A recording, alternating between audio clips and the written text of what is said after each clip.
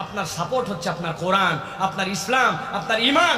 এই হেদায়েত যদি হৃদয়ে ধারণ করতে চান, এই দুইটা আমল বাদ দিবেন না। আপনি লিখে নেন, মোবাইল বের করে কাগজ কলম নাই, নোটের মধ্যে লিখে রাখেন আজকের ডেট তারিখ সহ। আপনার বয়স যদি আজকে 15 থেকে হয়, আপনি যদি এটা 35 বছর পর্যন্ত কন্টিনিউ করতে পারেন, আল্লাহ আপনাকে হেদায়েতের উপরে রাখবে। জীবনে আপনি বিভ্রান্ত হবেন না ইনশাআল্লাহ। আল্লাহ রাব্বুল আলামিন যেদিন সকলকে একত্রিত করবেন, ওই দিবসের মতো ভয়ঙ্কর দিবস আর একটাও নাই। আল্লাহ রাব্বুল আলামিন সূরা হজের মধ্যে এ বিষয়ে বিস্তারিত আলোচনা করেছেন। আল্লাহ এক পর্যায়ে বলতে বলতে বলেছেন যে এই পেটের মধ্যে সদ্য সন্তান আছে, এখনো ম্যাচুরড হয় নাই, কিন্তু ওই দিবসটা এমন ভয়ঙ্কর হবে যে তার মা আতঙ্কে তার সন্তানকে পেটের থেকে গর্ভপাত করায় দিবে, সে বুঝতেই পারবে না তার পেটের সন্তান বেরিয়ে গেছে। এত ভয়ঙ্কর দিবস। আল্লাহ কোরআনুল কারীমের মধ্যে বলছেন, ওয়া তাদাউ কুল্লু যাতিন হামলিন হামলাহা ওয়া তারান নাসা সুকারা। আর হে রাসূল, আপনি মানুষকে দেখতে পাবেন, মানুষ যেন পাগল হয়ে গেছে, মানুষ যেন আসক্ত হয়ে গেছে, সুকারা, মানুষ যেন পাগলামো করতেছে, নেশাগ্রস্ত। আল্লাহ বলছেন, কি মনে করছেন তারা কি কোনো পানি খেয়ে নেশাগ্রস্ত? আল্লাহ বলছেন, ওয়া মা হুম বিসুকারা ওয়ালাকিন্না আযাবাল্লাহি শাদীদ। আসলে ওই দিন আল্লাহর আযাব যেটা, ওটা ভয়ঙ্কর। ওই ভয়ঙ্কর আযাবের কারণে মানুষ পাগল হয়ে যাবে, মানুষের মধ্যে মাতলামি চলে আসবে, পাগলামো চলে আসবে। আল্লাহ বলছেন ওই দিবস, যেই দিবসের ব্যাপারে আয়েশা রাদিয়াল্লাহু তাআলা আনহা রাসূলুল্লাহ সাল্লাল্লাহু আলাইহি ওয়াসাল্লামের কাছে এসে বলার পরে হযরত আয়েশাকে রাসূলুল্লাহ সাল্লাল্লাহু আলাইহি ওয়াসাল্লাম বলছেন, আয়েশা, ওই দিবসে কারো গায়ের মধ্যে কোনো বস্ত্র থাকবে না, সব মানুষ বস্ত্রহীন হয়ে যাবে। আয়েশা রাদিয়াল্লাহু তাআলা লজ্জা পেয়ে বলছেন, ইয়া রাসূলুল্লাহ, আমার বাপ, আমার ভাই, আমার সাহাবায়ে কেরাম, তার সামনে আমার গায়ে কাপড় থাকবে না, এটা কেমন কথা? রাসূলুল্লাহ সাল্লাল্লাহু আলাইহি ওয়াসাল্লাম বলছেন, আয়েশা, কে তোমার ভাই আর কে তোমার বাপ, এই চিন্তা করার সময় তোমার সেখানে থাকবে? মানুষের অবস্থা হবে এমন যে মানুষ এই চিন্তাই করতে পারবে না, এমন কঠিন এক হাসরের ময়দান। প্রিয় ভাইরা, বর্ণনা দিলে কোরআনুল কারীমের মধ্যে 83টা আয়াতে কারিমা আছে, যে আয়াতে কারিমা স্পেসিফিক কেবল হাসরের ময়দানের ভয়াবহতার কথা উল্লেখ করেছে। আল্লাহ রাব্বুল আলামিন আলাদা আলাদা বান্দাদেরকে বারবার বুঝাইছেন কঠিন দিবস, কঠিন দিবস, সবচেয়ে বড় কঠিন দিবস। এই সেন্সে আল্লাহ রাব্বুল আলামিন ওই দিন যাওয়ার পরে বান্দাদের কাছে হিসাব চাবেন, আমলনামা বান্দাদের কাছে দিতে বলবেন। আর ওই দিন সবচেয়ে বড় কঠিন অবস্থা হবে তাদের জন্য, যেই মানুষদেরকে আল্লাহ রাব্বুল আলামিন একবার বলবেন তোমরা তোমাদের হিসাব দাও। যদি কাউকে আল্লাহ বলেন হিসাব দাও, নবী করিম সাল্লাল্লাহু আলাইহি ওয়াসাল্লামের হাদিসের আলোকে বোঝা যায় ওই বান্দা ফেঁসে যাবে, ওই বান্দা ফেঁসে যাবে। সুল হিসাব, হাদিসের মধ্যে এটার ব্যাখ্যা কোরআনের এই তাফসীরের মধ্যে আসছে। সুল হিসাব মানে আল্লাহ যদি বলেন তোমাকে হিসাব দিয়ে পার পেতে হবে, তাহলে ওই বান্দা আটকায় যাবে। আল্লাহ রাব্বুল আলামিন এই জন্য আল্লাহর কাছে ফরিয়াদ করতে বলছেন, আল্লাহ তুমি আমাদেরকে খারাপ হিসাব থেকে বাঁচাও। খারাপ হিসাব মানে কি? আমার যে হিসাব, এই হিসাবে আমি আল্লাহর কাছে দিতে পারবো না। এই কঠিন দিবস নবী করিম সাল্লাল্লাহু আলাইহি ওয়াসাল্লাম বলছেন, ডানে বিপদ, বামে বিপদ, সামনে বিপদ, পিছনে বিপদ। আদম আলাইহিস সালাম থেকে মুহাম্মদুর রাসূলুল্লাহ সাল্লাল্লাহু আলাইহি ওয়াসাল্লাম পর্যন্ত মানুষ দৌড়াবে, শুধু একটুখানি বিচার যেন শুরু হয়ে যায়, তারপরে যা হয় হবে। আমরা সহ্য করতে পারি না এরকম কঠিন দিবস। আল্লাহ নবী বলছেন, ওই দিবসে আমি মুহাম্মদুর রাসূলুল্লাহ সাল্লাল্লাহু আলাইহি ওয়াসাল্লাম তোমাদেরকে জানাচ্ছি 60টা শ্রেণী এমন হবে যেই মানুষগুলোর ওই দিন কোনো টেনশন থাকবে না। আল্লাহ রাব্বুল আলামিন তাদেরকে এমন ভাবে আল্লাহ রাব্বুল আলামিনের কাছে রাখবেন যে ওই মানুষগুলো মৃদু কণ্ঠে, হাসিস আরবিতে বলা হয়, একজন আরেকজনের সাথে কানে কানে যে কথা বলে, হাসিস, একটু ফিস ফিস করে, ভাই কেমন আছেন, ভালো আছেন, অবস্থা কি আপনার, আমার অবস্থা ভালো, এই যে মানুষ কেবল একজন আরেকজনের শুনতে পাচ্ছে।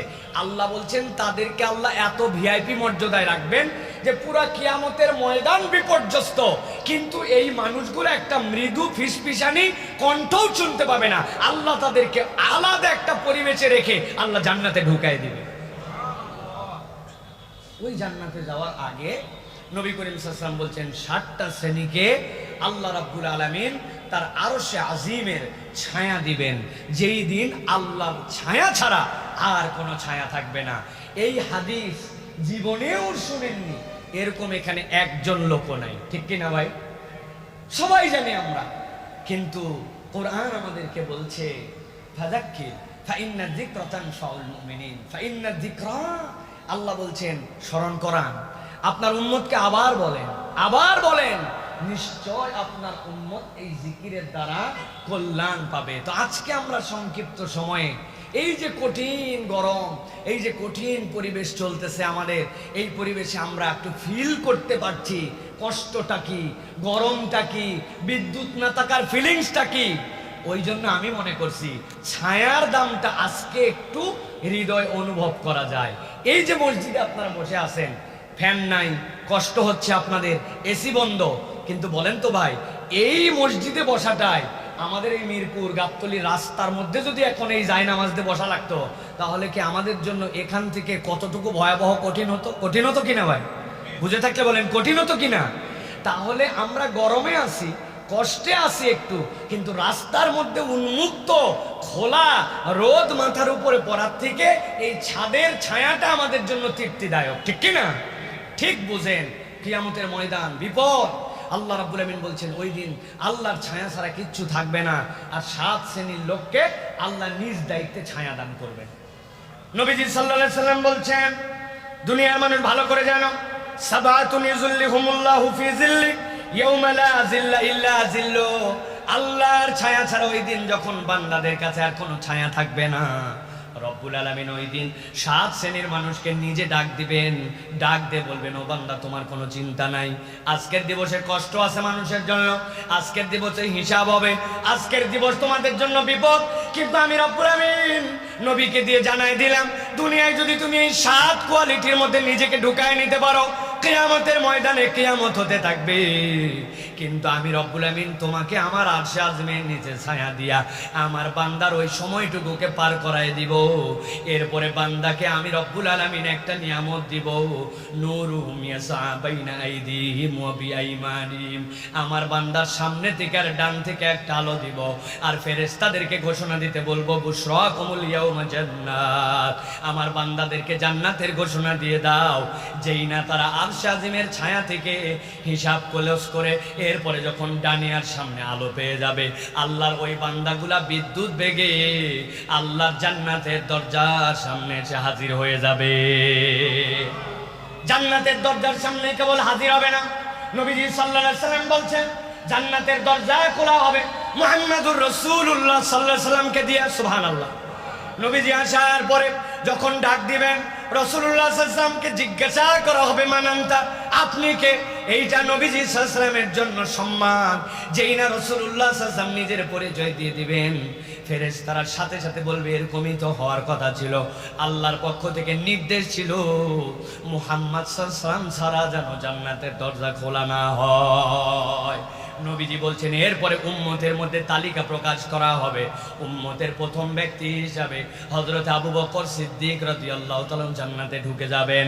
এরপরে যখন ধারাবাহিকভাবে উম্মত আসবে, উম্মত আসার পরে জান্নাতের দরজার সামনে দাঁড়ায় জান্নাতে শুধু সরসর করে ঢুকে যাবে না, জান্নাতের দরজার সামনে দাঁড়ানোর পরে উম্মত জিজ্ঞাসা করবে, ও জান্নাতীরা, আজকে তোমরা যারা জান্নাতে আমাদেরকে সুবাসির জানাচ্ছ, ওয়েলকাম জানাচ্ছ, আমরা আগে জিজ্ঞাসা করতে যাই, তুমি যে তোমার জান্নাতে আমাকে নিতে চাও, তোমার জান্নাতে কি কি নিয়ামত আছে আমাকে আগে জানাও। এবার ফেরেশতারা বলতে শুরু করবে, ও জান্নাতি, আমার জান্নাতের বাড়িটা এরকম, আমার জান্নাতের গাছগুলা এরকম, আমার জান্নাতের নহর এরকম। জান্নাতির সাথে সাথে বলবে, আমার যে ডিজায়ার, আমার যে এক্সপেকটেশন, তার সাথে তোমার জান্নাতের হিসাব মিলে নাই, তোমার জান্নাতে আমি যাব না।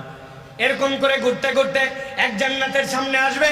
এরপরে জান্নাতের ফেরেশতা যখন তাকে সব নিয়ামতের বিবরণ জানাবে, সাথে সাথে সে বলবে, হ্যাঁ মিলে গেছে, আমার নবী তো দুনিয়ায় থাকতে আমাকে নির্দেশ দিয়েছিলেন, যদি তুমি জান্নাত চাও ফাসআলিল জান্নাতাল ফিরদাউস, আল্লাহর কাছে জান্নাতুল ফিরদাউস চাও। আজকে আমার সামনে আলো, ডানে আলো, আল্লাহ আমার হিসাব সহজ করে দিয়ে জান্নাতের ঘোষণা দিয়েছেন। আমি তো যেমন তেমন জান্নাতে ঢুকতে পারি না, আমি আল্লাহর কাছে যে জান্নাতের কামনা করেছি তোমার বর্ণনার সাথে মিলে গেছে। এরপরে বান্দা জান্নাতুল ফিরদাউসে প্রবেশ করে ফেলবে। আল্লাহ রাব্বুল আমিন বলছেন, হে রাসূল, আপনি জানায় রাখেন, ওই যে জান্নাতে ঢোকা আর এই হিসাব, এর মধ্যে পিরিয়ডের যেই কষ্টটুকু, এই কষ্ট থেকে আপনার উম্মত যদি বাঁচতে চায়, তাহলে যেন আপনার দেওয়া নির্দেশ অনুযায়ী 60টা তালিকা যেটা দিলাম এই তালিকার মধ্যে নিজের নাম ঢুকায়া নেয়। নবীজি বলছেন 1 নম্বর, আল্লাহ রাব্বুল আমিন জানিয়েছেন হাসরের ময়দানে আল্লাহর নিশ্চিত ছায়া পাবে সে যার একটা কোয়ালিটি থাকবে ইমামুন আদেল। দুনিয়ার বুকে ন্যায় পরায়ণ একজন ইমাম, দুনিয়ার বুকে ন্যায় পরায়ণ জাজ, দুনিয়ার বুকে যার কাছে বিচারের ফয়সালা আসে, যার হাতের মধ্যে জাজমেন্ট করার জন্য দায়িত্ব আসে, এমন সময় সে 2 নম্বর করে না। এমন ইমাম যে আদালত পূর্ণ, তার ভারসাম্যপূর্ণ, তার সাধ্য অনুযায়ী বিচার করে। এইটার উপরের ব্যাখ্যা আছে, নিচের ব্যাখ্যা আছে। ইমামুন আদেল এর সবচেয়ে বড় ব্যাখ্যা হচ্ছে রাষ্ট্রের যিনি দায়িত্বশীল থাকবেন, রাষ্ট্রের যিনি দায়িত্ব, যার উপর আল্লাহ রাব্বুল আমিন এই রাষ্ট্রের দায়িত্ব ন্যস্ত করেছেন, তাকে আদালতের পরাকাষ্ঠায় উত্তীর্ণ হতে হবে, ইমামুন আদেল হতে হবে। দ্বিতীয় ব্যাখ্যা, যে যার জায়গা থেকে আদালত করার জন্য যখন আল্লাহ রাব্বুল আলামিন তাকে ফয়সালা করার মতো জায়গায় দান করবেন, সেই জায়গা থেকে তাকে ন্যায়নিষ্ঠ হতে হবে। আপনি যেই জায়গায় আপনার আদালত, সেই জায়গায় আপনাকে প্রতিষ্ঠিত করতে হবে। আমি সমালোচনা করি যে জজ কোর্ট, হাইকোর্ট, সুপ্রিম কোর্ট এগুলাতে 2 নম্বর হয়, বিচারের নামে তামাশা হয়, মিথ্যা মামলা হয়, মিথ্যা সাক্ষী হয়, এইগুলার আমরা সমালোচনা করি। তারা আল্লাহর কাছে হিসাব তাদেরকেও দিতে হবে। কিন্তু যে সমালোচনা করে ওই সমালোচকও অনেক সময় নিজে ইমামুন আদেল হতে পারে নাই। বলে হুজুর আমি তো ইমামই না, আদেল হব কেমন করে? আপনার আব্বা মারা গেছিল, যাওয়ার সময় আপনার জমি জমাগুলা বলে দিয়ে গিয়েছিল যে বাবা মিরাসনামা বন্টন করে যেতে পারলাম না, তুমি তোমার ভাই বোনের মধ্যে ইনসাফ মতো বন্টন করে দিও। উনি এমন ইনসাফ করছে, 50 বছর বাপ মরা পার হয়েছে, আজ পর্যন্ত বোন জমি ঠিক মতো বুঝে পায় নাই। এরকম ইনসাফ করা লোক আমাদের মহল্লায় আছে না ভাই? বাংলাদেশে আছে তো ভাই না? হজের পরে হজ করে ফেলছে, বিরাট বড় তিনি ইনসাফকারী। সরকারের জমির উপরে সানসেট ঠেলে বের করে দিছে, বাউন্ডারি ওয়াল ঠেলে বের করে দিছে, মসজিদের আবার আজীবন দাতা সদস্য আছে না ভাই? কি ইনসাফ উনি করছে আপনি জানেন না প্রিয় ভাইরা। ইমামুন আদেল, ইমামুন আদেল মানে কেবল ওই রাষ্ট্রপতি আর কেবলমাত্র বিচারপতি নয়, তারা সর্বোচ্চ লেভেলের। কিন্তু আল্লাহ আপনাকে যেই জায়গাতে বিচার করার মতো জায়গা দিয়েছে, ওই জায়গাতেও আপনাকে আদালত করতে হবে প্রিয় ভাইরা। অতএব যে যার জায়গা থেকে, রাসূলুল্লাহ সাল্লাল্লাহু আলাইহি ওয়াসাল্লামের কাছে একজন সাহাবী আসছে, এসে বলছে ইয়া রাসূলুল্লাহ, আমার এই ছেলেটাকে আমি খুব পছন্দ করি, আমার ছেলের জন্য আমি একটা খাদেম রেখে দিছি। নবীজি বললেন এদিকে আসো, তোমার ছেলে মেয়ে কয়জন? বলে ইয়া রাসূলুল্লাহ আলো ছেলে আছে। বলে তুমি কি তোমার সব ছেলের জন্য খাদেম রাখছো? বলে না ইয়া রাসূলুল্লাহ। বলে হয় সকল ছেলের জন্য খাদেম রাখো, না হলে এই ছেলের যে খাদেম এটাকে সরাই দাও, নচেত তুমি তোমার সন্তান হওয়ার পরেও, তোমার টাকায় খাদেম রাখার পরেও তুমি তোমার সন্তানদের মধ্যে আদালত কায়েম করতে পারো নাই। সুবহানাল্লাহ। কি বিচার, কে ন্যায় নিষ্ঠতা! রাসূলুল্লাহ সাল্লাল্লাহু আলাইহি ওয়াসাল্লাম এটা আমাদেরকে শিখিয়েছেন। অতএব আমার যে জায়গাতে আদালত কায়েম করার মতো একটু প্লেস থাকবে, একটু পরিবেশ থাকবে, আপনাকে মনে রাখতে হবে আমাকে ইনসাফ কায়েম করতে হবে। 2 নম্বর করার কোনো সুযোগ নাই।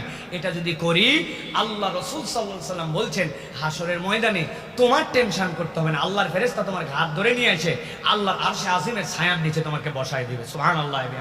অতএব প্রিয় ভাইয়েরা, এই যে আদালত করার মানসিকতা, ইনসাফ করার মানসিকতা, এটা হৃদয়ের মধ্যে ধারণ করে নিতে হবে প্রিয় ভাই। নিজেদের আত্মসমালোচনা করতে হবে, আমার কোন জায়গায় গ্যাপ আছে, আমি আসলে 2 নম্বরের কোন কিছু করে ফেলছি কিনা। এরকম যদি না হয় তাহলে আল্লাহর কাছে আমাদেরকে ধরা খেতে হবে প্রিয় ভাই। আল্লাহ আমাদেরকে বোঝার তৌফিক দান করেন, বলেন আল্লাহুম্মা আমিন।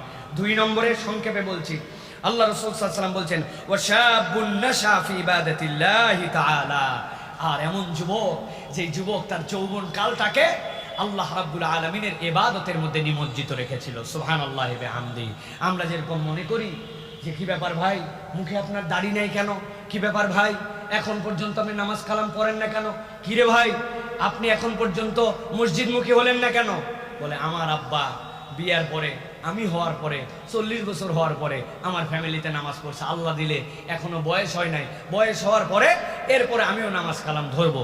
আমাদের অনেকের টেন্ডেন্সি, মেন্টালিটি এরকম আছে। কিন্তু আল্লাহ বলছেন এই মেন্টালিটিটা ভালো মেন্টালিটি নয়। তুমি যদি হাসরের দিনে অটোমেটিক আল্লাহর আরশের ছায়ার নিচে তোমার স্থান পেতে চাও, আল্লাহ রাব্বুল আমিন বলছেন ওয়াশাবুন নাশা ফি ইবাদাতিল্লাহি তাআলা, তার যৌবনকালটা সে এলোমেলো কাটায় নাই, আল্লাহর ইবাদত, আল্লাহর নির্দেশিত পথে সে তার যৌবনকাল পার করছে। ওই যুবকের কোনো চিন্তা নাই, ওই যুবক যখনই মারা যাক আল্লাহ রাব্বুল আলামিন আরশে আযিমের ছায়ার নিচে ওই যুবকের জন্য জায়গা দিয়ে দিবেন। সুবহানাল্লাহ। অতএব আমার তরুণ, আমার যুবক, আমার প্রিয় ভাইয়েরা, আপনাদের জন্য বলবো, কাল ক্ষেপণ করে সময়ের আবরণে নিজেকে ঢাকায় রেখে অপেক্ষার প্রহর গুনায়ে আমরা যেন নিজেদের জীবনকে নষ্ট না করি। এই যুবক কাল, এটা হচ্ছে আমাদের জন্য বিরাট নিয়ামতের সময়। এই যৌবন আমাদের জন্য বিরাট নিয়ামতের সময়। অনেক মুরব্বী আছে দেখবেন আপনারা, আসরের নামাজের পরে মসজিদে বসে থাকে, মাগরিব পর্যন্ত বের হয় না। আছে না ভাই? আছে না? কি জন্য বসে থাকে বলেন তো ভাই? জানেন আপনি, ওই মুরব্বীর আর কোনো কাম নাই। রাগ করেন না, আলহামদুলিল্লাহ সব মুরব্বীও বসে থাকতে পারেন না। যিনি বসে থাকেন তাকে আমি ক্রিটিসাইজ করছি না, আল্লাহ তার ইবাদত কবুল করেন, কিন্তু আসলে ওনার করার মতো কিছু নাই। আর আসরের পরে আমার কাছে করার মতো যত কিছু আছে ওই মুরব্বী কেমনে করবে? কিন্তু আল্লাহর বান্দা ওই সময় দিয়েছে আল্লাহর জন্য, সে আল্লাহর জন্য তার সময়কে, ডেডিকেটেড সময়কে আল্লাহর জন্য সে ওয়াকফ করে দিছে। মুরব্বী একটা বাড়ির থেকে এখন মসজিদে থাকায় তার কাছে ভালো লাগে, এই জন্য রমজান মাসে শেষে ইতিকাফ করে। আরেকটা ইয়াং রমজানের শেষ দিনে তার বাজার আছে, সদাই আছে, তার চুল কাটা আছে, তার আধুনিক পোশাক কেনা আছে, ঈদ মার্কেটিং আছে, সবগুলাকে বাদ দিয়া ওই যুবক আল্লাহর জন্য ডেডিকেটেড হয়ে ওই যুবক মসজিদের মধ্যে এসে রমাদান মাসে আল্লাহর জন্য ইতিকাফ পালন করছে। এটা এত সোজা কাজ নয়। আল্লাহ নবী বলছেন এটা এমন কাজ যেই কাজের বিনিময়টাও সোজা নয়। যেই যুবক আল্লাহর জন্য তার যৌবনের ইবাদতে ব্যয় করছে, আল্লাহ আরশে আজিমের নিচে তার জন্য একটা ছায়ার স্থান সংরক্ষণ করবেন। সুবহানাল্লাহ। এই জন্য আমার প্রিয় তরুণ, আমার প্রিয় যুবক, ইবাদতের যেইগুলা ফরজ এইগুলো কখনো ছাড়বেন না। দুইটা ইবাদত তরুণদের জন্য গুরুত্বপূর্ণ, দুইটা, মাত্র দুইটা। এক নম্বর সালাত, আর দুই নম্বর বাপ মায়ের কথা শোনা। বাকি ইবাদত সবগুলো আপনার জন্য, আর ইবাদতই নাই তো আপনার জন্য। আর হিসাব মিলাই দেখেন, আপনি এখনো এমন পরিমাণ কামাই করেন নাই যে আপনার যাকাতের হিসাব বের করতে হবে। আপনি এখন পর্যন্ত এমন পরিমাণ এঙ্গেজমেন্ট আপনার অন্য জায়গায় হয় নাই যে যেইগুলোতে আপনার অধীনস্থদের বাস বিচার এই এর মধ্যে যেতে হবে। আপনার ইবাদতই দুইটা, আজান হয়েছে, মসজিদের সাথে আপনার সম্পর্ক, আপনি নামাজ ছাড়েন না। আর দুই নম্বর ওয়াকাদা রাব্বুকা আল্লা তা'বুদু ইল্লা ইয়্যা ওয়া বিল ওয়ালিদাইনি ইহসানা, বাপ মায়ের কথা শুনে চলেন। এই দুইটা নিয়ম যদি আপনি আপনার 18 থেকে শুরু করে 35 পর্যন্ত আপনার লাইফে প্র্যাকটিস করতে পারেন, আল্লাহ আপনার জীবনকে বিরাট রঙিনভাবে উদ্ভাসিত করে দেবেন ইনশাআল্লাহ। এইটা আপনার জন্য লাগবে প্রিয় ভাইরা। তরুণরা একটু খেয়াল করে দেখেন, কথায় বললেই তো স্যারের কথা মনে হয়। আব্দুল্লাহ জাহাঙ্গীর রহমাল্লাহ বলতেন, আমার কাছে এসে অনেকেই বলে যে স্যার আমি তো পরিবারকে না জানায় বিয়ে করে ফেলছি, আমি পরিবারকে না জানাই কোর্ট ম্যারেজ করে ফেলছি, এখন আমার এই বিয়ে বৈধ না অবৈধ? স্যার বলেন, ওই ছেলেটার দিকে তাকায়া আমার মনের মধ্যে বড় মায়া হয়। কেন মায়া হয়? বলবেন ও বিয়ে করে ফেলছে এই জন্য মায়া হয়। বলে না, দেখো এই ছেলেটা এমন একজনের সাথে সম্পর্কিত হয়েছিল, সম্পর্কটা তার হারাম ছিল, সম্পর্কটা তার অবৈধ ছিল, কিন্তু পারিপার্শ্বিকতায় সে একটা গুনার মধ্যে পড়ে গেছে। কিন্তু তার সমাজ, তার পরিবার, তার আব্বা, তার ফ্যামিলি, তার বন্ধু কেউ তাকে ইমানের প্রতি উৎসাহিত করে নাই। ওর ভিতরে একটা ইমানের বাতি আছে, যেটাতে মনে হয়েছে সম্পর্কিত হয়েছে, কিন্তু আমি যদি তার সাথে শারীরিক সম্পর্কে লিপ্ত হই, বিবাহ পূর্ববর্তী যদি তার সাথে আমি তার বেডে চলে যাই, তাহলে তো আমি জেনাকার হয়ে যাব। এখন সে, তার কামনা আছে ভিতরে, কিন্তু তার ইমান তাকে একটু উস্কায় দেয় যে না, এই কাজ করিস না, অন্তত পক্ষে বিয়ে কর, বিয়ে না করলে তুই বাঁচবি না। পরিবার কিরকম বেহায়া আমাদের, পরিবার এক পর্যন্ত জানতো ছেলের অবস্থা কি, কার সাথে ঘোরে, পরিবার কিছু বলে নাই, করুক গা। কিন্তু যেই না সে বিয়ে করে ফেলছে বৈধটা, এখন পরিবার তাকে মানবে না, নিবে না, ত্যায্য করে দিবে। অথচ সে যে ইমানের দাবিটা দেখাইছে, এটা সমাজ তাকে সাপোর্ট করে নাই, আল্লাহ তার ইমানের নূর দিয়ে তাকে এই পর্যন্ত হেদায়েতের রাস্তায় রেখেছে। স্যার বলেন ফতুয়া পরে, আগে তুমি এই বাস্তবতাটা কল্পনা করো। প্রিয় ভাইরা, এই জন্য বলবো, এই সমাজ, এই আশপাশের পরিবেশ কেউ আমাদের বন্ধু না, কেউ আমাদেরকে সাপোর্ট করে না। আপনার সাপোর্ট হচ্ছে আপনার কোরআন, আপনার ইসলাম, আপনার ঈমান। এই হেদায়েত যদি হৃদয়ে ধারণ করতে চান, এই দুইটা আমল বাদ দিবেন না। নামাজ এনিহাউ আপনাকে আদায় করতেই হবে, আর বাপ মায়ের কথা শুনতে হবে। বাপ মা এমন একটা কথা বলছে আপনার পছন্দ হয় না, ভাল লাগে না, আনস্মার্ট লাগে, চুল কাটা তারটা যেই স্টাইল বলে আমার পছন্দ হয় না, জামা কাপড় যেমনি পরতে বলে, সন্ধ্যার পর বাড়িতে আসতে বলে, সকাল সকাল একটু উঠতে বলে, বাড়ির মধ্যে একটুখানি বাড়ির থেকে খারাপ বন্ধু বান্ধবের সাথে ঘুরতে মানা করে, একটাও আমার মনের সাথে মিলে না। কি বুঝবে বাপ মা? 40 বছর আগের বাপ মা, এখনকার দুনিয়া বোঝে নাকি? হ্যাঁ, এখনকার কিরকম করে চলতে আপনার মনের মধ্যে উস্কায় এগুলা। বাপ মায়ের সাথে বেয়াদবি করেন নাই, তাদের কথার উপরে কথা বলেন নাই, তাদের কথাটা মেনে নিছেন, আপনার নিজের চোখ দিয়ে পানি পড়ে গেছে অন্তত যে বাপ মা এটা কি বলে, এটা কথা কিনা। আপনি যদি মেনে সহ্য করে নিতে পারেন, আর যদি আপনি আল্লাহ রাব্বুল আলামিনের সালাতকে কন্টিনিউ করতে পারেন, আপনি লিখে নেন, মোবাইল বের করে কাগজ কলম নাই, নোটের মধ্যে লিখে রাখেন আজকের ডেট তারিখ সহ। আপনার বয়স যদি আজকে 15 থেকে হয়, আপনি যদি এটা 35 বছর পর্যন্ত কন্টিনিউ করতে পারেন, আল্লাহ আপনাকে হেদায়েতের উপরে রাখবে, জীবনে আপনি বিভ্রান্ত হবেন না ইনশাআল্লাহ। এটা আল্লাহ রাব্বুল আলামিনের দেওয়া নিয়াম।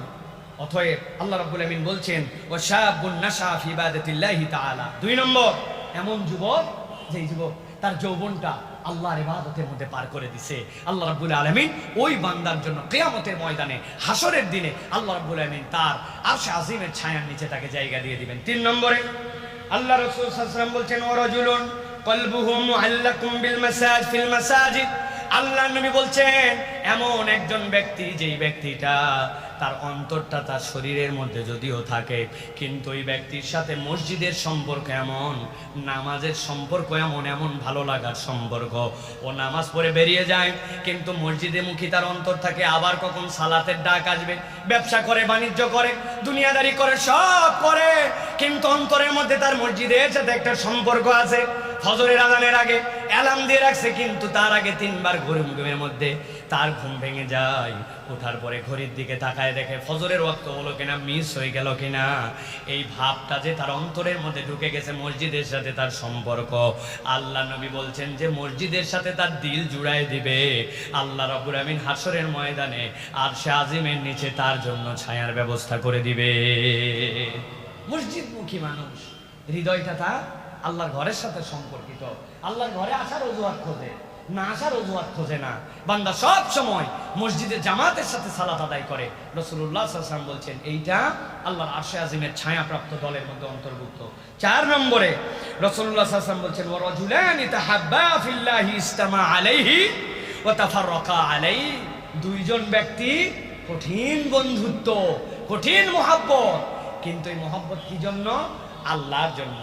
ও আল্লাহকে ভালোবাসে, ও দিন ইসলামকে ভালোবাসে, ও আল্লাহ রসুলকে মহাব্বত করে, আমিও আল্লাহ রসুলকে মহাব্বত করি। তাহলে আমাদের বন্ধুত্ব হয়েছে এই জন্য যে সেও দিন ইসলাম পছন্দ করে, আমিও পছন্দ করি। 2 জন এক হয়েছে। দোস্ত একটু আয় তো, তোকে দেখলে ভাল লাগে, একটু কথা হয় না কতদিন। ওই ইমানদার, ওই ইমানদার, 2 জন এসে একত্রিত হয়েছে, আবার আলাদা হয়ে গেছে। দোস্ত আবার দেখা হবে, বিদায় নিলাম। কি জন্য? সে আমার একটা মুসলিম বন্ধু, সে আল্লাহ রসুলকে পছন্দ করে। আল্লাহর ভালোবাসায় 2 জন একত্রিত হয়, আবার 2 জন আলাদা হয়ে যায়। আল্লাহ বলতেছেন, এই রকম যে ব্যক্তিদ্বয়, এই ব্যক্তিদ্বয়কেও আল্লাহ রাব্বুল আমিন তার আরশে আজিমের নিচে ছায়া দিয়ে দিবেন। সুবহানাল্লাহ।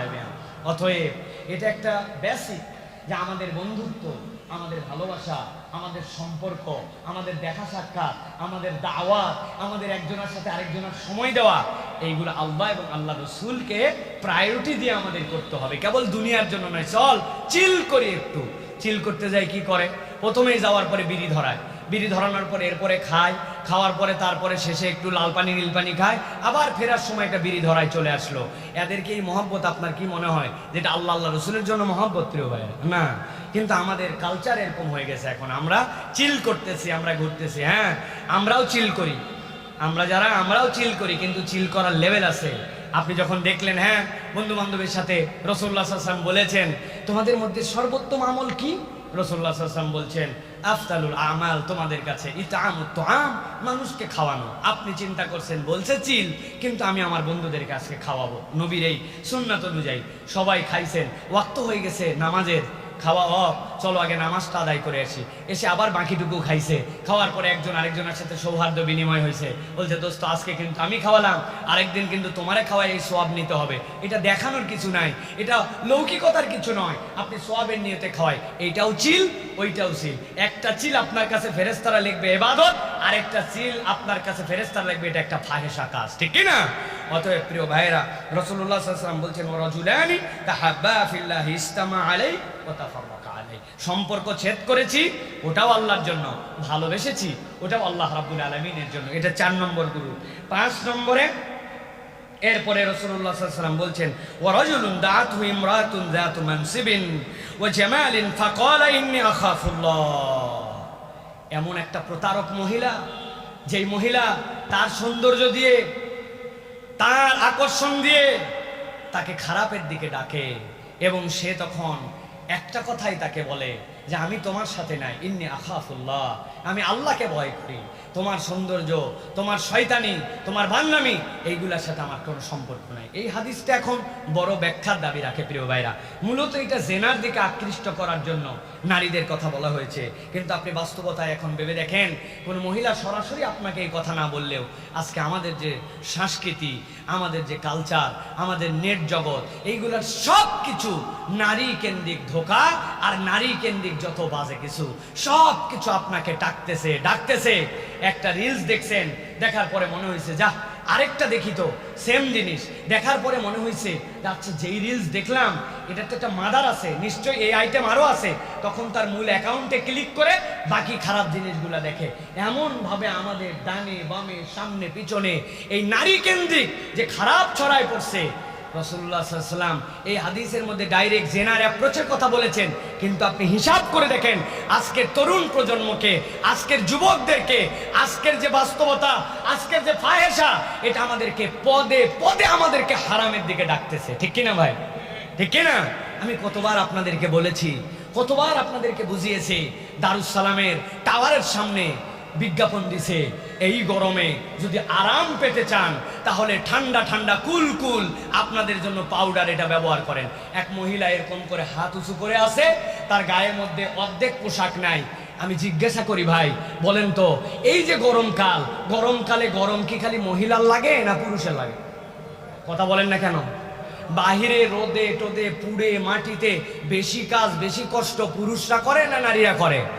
তো এখন আপনি ঠান্ডা করলে, পাউডার লাগালে, ঘামাসি দূর করতে চাইলে একটা পুরুষের না ছবি ওখানে দেওয়ার কথা, আপনি খালি মহিলার ছবি দেন কেন? আসল উদ্দেশ্য পাউডার বিক্রি নয়, কেবল ওই মহিলাকে বিজ্ঞাপিত করে ওই মহিলাটা দিয়ে আপনার আমার গুনাহ কামাই করানো। এটা একটা হচ্ছে জাহেলি সমাজের চরিত্র, ঠিক কিনা? সব জায়গায় তাই, সব জায়গাতে তাই। আপনি হিসাব করেন নাই, প্রসাধনী থেকে শুরু করে সব কিছুতে। ওই যে জাকির নায়েক একবার বলছিলেন না যে BMW গাড়ি বিক্রি হবে, ওই BMW গাড়ির সামনে দুইটা স্বল্প বসনা নারী, তার হাতের মধ্যে লেখা আছে লেটস ড্রাইভ হার। তুমি জিজ্ঞাসা করছেন চালাবো কাকে, এই মহিলা না গাড়ি? তুমি BMW গাড়ির বিজ্ঞাপন করতেছো কিন্তু লেখছো লেটস ড্রাইভ হার। এটা আমার কথা নয়, জাকির নায়েকের কথা। ওই মহিলাটা আপনি কেন দাঁড় করাইছেন? এটাই হচ্ছে ইন্নাল্লাযীনা ইউহিব্বুনাল ফাহিশা ফিল্লাযীনা আমানু। ইমানদারদের মধ্যে যে ফাহিশাকে ছড়াই দিতে চায়, এটা হচ্ছে শয়তানের সবচেয়ে বড় জঘন্য চরিত্র। শয়তান চরিত্র নষ্ট করতে চায় এই নারী দিয়ে, নারীবাদ দিয়ে। অতএব প্রিয় ভাইয়েরা, আমি যদি আল্লাহর আরশ আজিমের নিচে আমার অবস্থান চাই, তাহলে কেবল ডাইরেক্ট হয়তো আমাকে কোনো নারী অ্যাপ্রোচ করবে না, কিন্তু নারী কেন্দ্রিক যত ফেতনা, যত বিজ্ঞাপন, যত ফেসবুকিং, যত ইউটিউবিং, যত ধরনের প্রচার, এইগুলার থেকে আপনাকে একদম সন্তর্পণে, আপনাকে একদম সচেতনভাবে এখান থেকে আপনাকে বেঁচে থাকতে হবে। এই বেঁচে থাকা যদি কোনো যুবকের প্রচেষ্টা হয়, কোনো পুরুষের প্রচেষ্টা হয়, ইনশাআল্লাহ এই হাদিসের আলোকে আল্লাহ রাব্বুল আলামিন তাকে কিয়ামতের ময়দানে আল্লাহর আরশ আজিমের নিচে ছায়া দিবেন ইনশাআল্লাহ। প্রিয় ভাইরা, অতএব আমাদেরকে এটার জন্য কষ্ট করতে হবে ভাই। এটা এরকম না হুজুর চলেই আসছে, আমার দোষ কি? আমি কি ইচ্ছা করে দেখতে চাইছি? ভাই ইচ্ছা করে দেখতে না চাইলেও ইচ্ছা করে আপনাকে বাঁচতে হবে। এখান থেকে বেঁচে থাকাটা আপনার জন্য দায়িত্ব। প্রিয় ভাইরা, সহজ নয়, বলাটা খুব সহজ, বলাটা খুব সহজ, কিন্তু এই আমল করাটা অনেক কঠিন। অতএব এই নারী এবং নারী কেন্দ্রিক ফিতনা, এখান থেকে আমাদেরকে বেঁচে থাকতে হবে। আল্লাহ আমাদেরকে বেঁচে থাকার মতো তৌফিক দান করুক, বলেন আল্লাহুম্মা আমিন। এরপরে রাসূলুল্লাহ সাল্লাল্লাহু আলাইহি ওয়াসাল্লাম বলছেন, ওয়া রাজুলুন তাসাদ্দাকা বিসাদাকাতিন ফাআখফাহা হাত্তা লা তা'লামা শিমালুহু মা তুনফিকু ইয়ামিনুহু।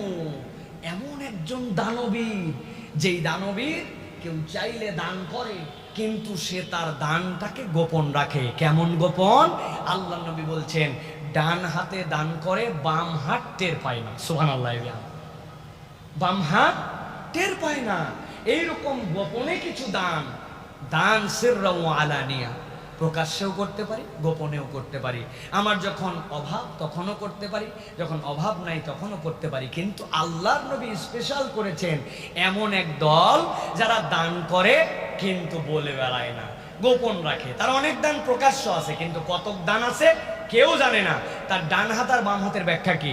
তার দুইটা পকেট আছে, বাম পকেটেও টাকা আছে, ডান পকেটেও টাকা আছে, কিন্তু বাম পকেটে হাত দেয় নাই। সে আস্তে করে ডান পকেটে বের করে আস্তে করে ডান দিয়ে দিছে। তার বাম হাতও নড়ে নাই ওই সময়। সে এমন গোপন রেখেছে তার দানটাকে। আল্লাহ নবী করিম সাল্লাল্লাহু আলাইহি ওয়াসাল্লাম বলছেন, এই গোপন দান আল্লাহ রাব্বুল আমিনের আরশে আজিমের নিচে তোমার জায়গা দিবে। অন্য হাদিসে নবীজি বলছেন, আল্লাহর রাগ দূর করাই দিবে, আল্লাহ তোমার জীবনে বরকতে ভরাই দিবে। সুবহানাল্লাহ। কিছু দান গোপন রাখতে হয় ভাই, সব বলতে হয় না। বউ জানবে না, কেউ জানবে না, আমার নিজের খাতা কলমের হিসাবের মধ্যেও নাই আমি কিছু দান খয়রাত করে ফেলছি। এটার অ্যামাউন্ট কত হবে? অন্তত পক্ষে 2-3 লক্ষ টাকা, তাই তো না প্রিয় ভাইরা? না, আপনাকে আল্লাহ যা সাধ্য দিয়েছে আপনি সেখান থেকে কিছু দান খয়রাত করবেন, যেটা আল্লাহ রাব্বুল আলামিনের জন্য একদম সংরক্ষিত। প্রত্যেকের এটা আমল বানায় ফেলেন ভাই, প্রত্যেকে বানায় ফেলেন।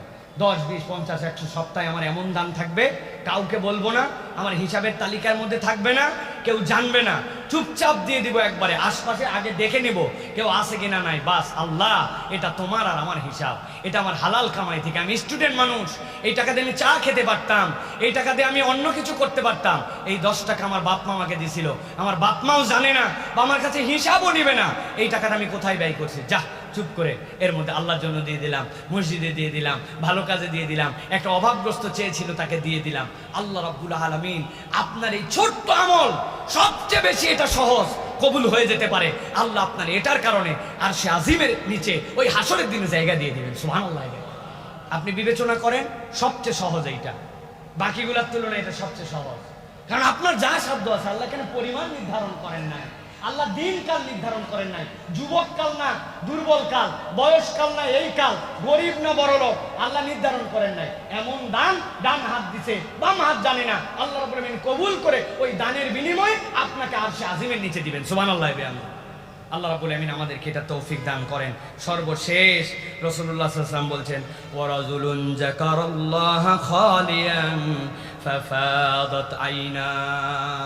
এমন ব্যক্তি, আল্লাহ নবী সাল্লাল্লাহু আলাইহি ওয়াসাল্লাম বলছেন, আরশে আজিমের নিচে রব্বুল আলামিন ফেরেশতাদেরকে তাদেরকে খোঁজাবেন, খোঁজায় ফেরেশতাদেরকে তাদেরকে জায়গা দেওয়াবেন। এমন ব্যক্তি, যেই ব্যক্তি এমন সময় উঠেছিল যেই সময় দুনিয়া ঘুমাইছিল, ডানের লোক জানে না, স্ত্রী জানে না, পরিবার জানে না, একা একা আল্লাহর জন্য দাঁড়ায় গেছে। দাঁড়ানোর পরে হাসরের দিনের কথা চিন্তা করছে, নিজের আমল নামার দিকে তাকাইছে, নিজের গুনাহ খাতার কথা মনে করছে, আর সাথে সাথে মনে করছে, আল্লাহ সামান্য একটু 40 ডিগ্রি তাপমাত্রা, এইটা সহ্য করতে পারি না। কয়েল ধরানোর জন্য ম্যাচ ধরাইছিলাম, ম্যাচ ডান হাতে আছে, কয়েলের দিকে খেয়াল চলে গেছে, কয়েলটা ধরে কি ধরে না, ধরে কি ধরে না, জ্বলতে জ্বলতে ম্যাচের কাঠিটা এসে 2 হাতের মধ্যে অল্প একটুখানি গরম লাগাই দিছে, হাতের এখানে ফোঁসা পড়ছে, এখানে ফোঁসা পড়ছে, ফেলে দেওয়ার সাথে সাথে কানের লতিতে হাত দিয়ে ঠান্ডা নেওয়ার চেষ্টা করছে।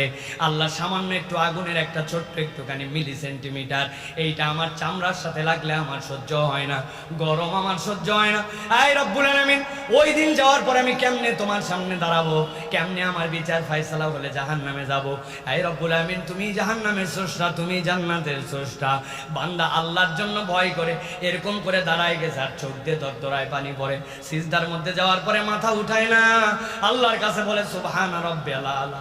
এই রব, আমার হাজার গুনাহ থাকলেও আমার কপাল এখন মাটির সাথে লাগানো, আর মাটির সাথে লাগায় তোমারে আমি কি বলছি রব, সুবহানা রাব্বিয়াল আলা। তোমার বান্দার মাথা যখন একদম মাটিতে, একদম নিচে, তখন ঘোষণা দিয়েছে আমার রব সবচেয়ে উপরে। ওই বান্দার চোখ দিয়ে পানি পড়ে। আল্লাহ বলছেন ফা ফা ফা ফা ফা ফা দত আইনাহু। নবী বলছেন তার চোখ দিয়ে দরদরায় পানি পড়ে আল্লাহ রাব্বুল আলামিনের জন্য। যেই চোখ দিয়ে আল্লাহর ভয়ে পানি পড়ে, আল্লাহর জন্য কাঁদে, আল্লাহ বলছেন এই ব্যক্তিকে রব্বুল আলামিন হাসরের দিনে কষ্ট দিবেন না।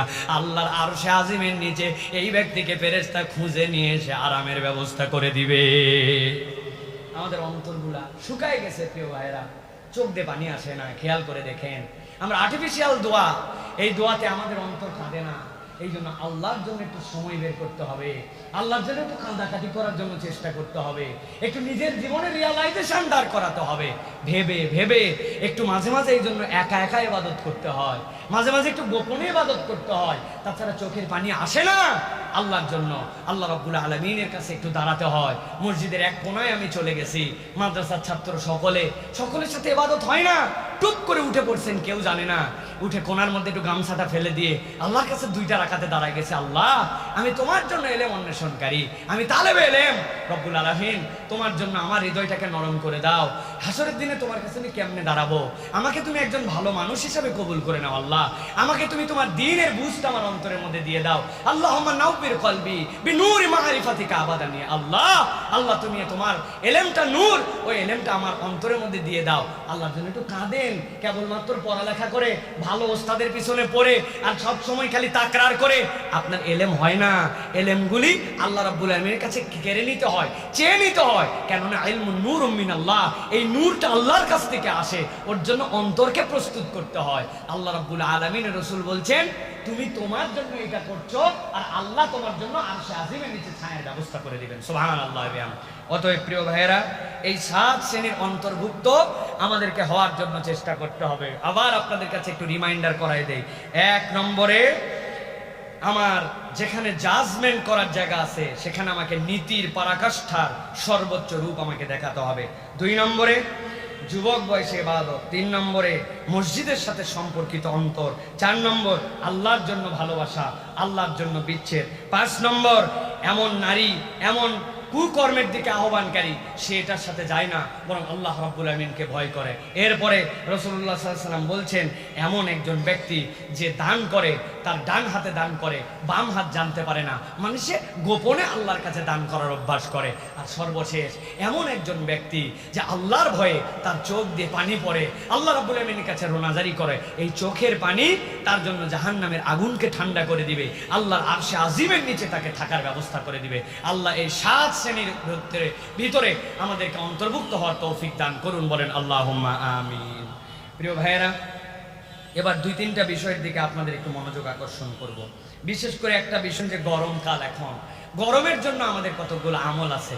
আমি আপনাদের কাছে 6টা বিষয়ের দিকে দৃষ্টি আকর্ষণ করব যে এই গরমকালেও আমরা আল্লাহ রাব্বুল আলামিনের কাছ থেকে কিভাবে রিওয়ার্ড পেতে পারি। গরমের দিনের প্রধান আমল, সবচেয়ে বড় আমল, নবী করিম সাল্লাল্লাহু আলাইহি ওয়াসাল্লামের কাছে এসে জিজ্ঞাসা করছে, ইয়া রাসূলুল্লাহ, সর্বোত্তম আমল কি? নবী করিম সাল্লাল্লাহু আলাইহি ওয়াসাল্লাম বলছেন, মানুষকে পানি পান করানো। সুবহানাল্লাহ।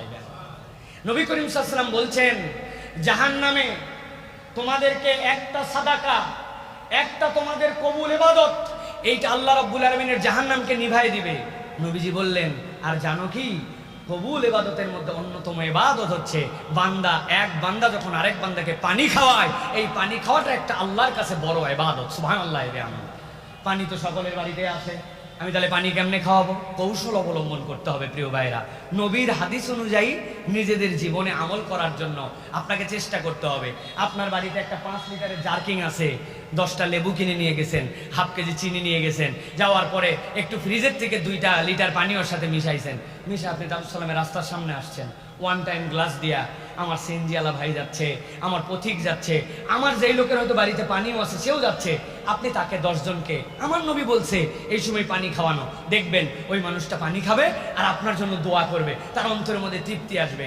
এইটা একটা অন্যতম গুরুত্বপূর্ণ ইবাদত। আপনার বাড়িটা যদি রাস্তার পাশে হয় আর যদি সুযোগ থাকে বাড়ির মধ্যে থেকে একটা ফ্রেশ পাইপ বের করেন, বের করে একটা কল লাগাই দেন, কল লাগাই ওখানে লিখে দেন এটা বিশুদ্ধ ফিল্টার পানি, আপনি বিশ্বাসের সাথে এই পানিটা খেতে পারেন। হে পথিক, আপনি এটা লাগাই দিয়েছেন, একজন মানুষ একটু পানি খাইলো, সুবহানাল্লাহ, আপনার জন্য সওয়াব হয়ে গেল। আপনার জানলার পাশে ছোট্ট একটু জায়গা আছে, একটা বাটি আছে, বাটিটা বের করে দেন, দিয়ে ওর মধ্যে একটু পানি দিয়ে রাখেন, একটা পাখি এসে খেতে পারে। শাহিন ভাইয়ের দোকানের সামনে কুকুর ঘুরে, আমাদের 18-20টা কুকুর আছে। আমাদের বলতেছে এই জন্য আমার ওয়াইফ প্রত্যেক দিন রাত্রেবেলা এদের জন্য খাবারের ইন্তজাম করে।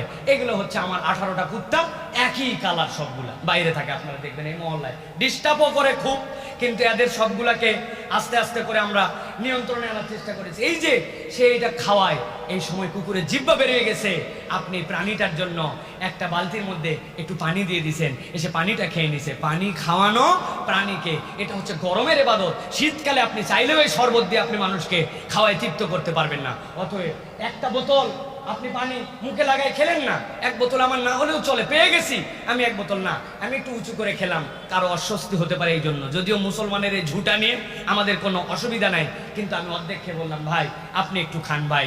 8 বোতল 3 জন মিলে খেলাম, একটা বোতল আমি কিনছি, বাসের সামনে পিছনে কে আছে তাদেরকে আরেকটা বোতল দিলাম, সওয়াব কামাই করার জন্য।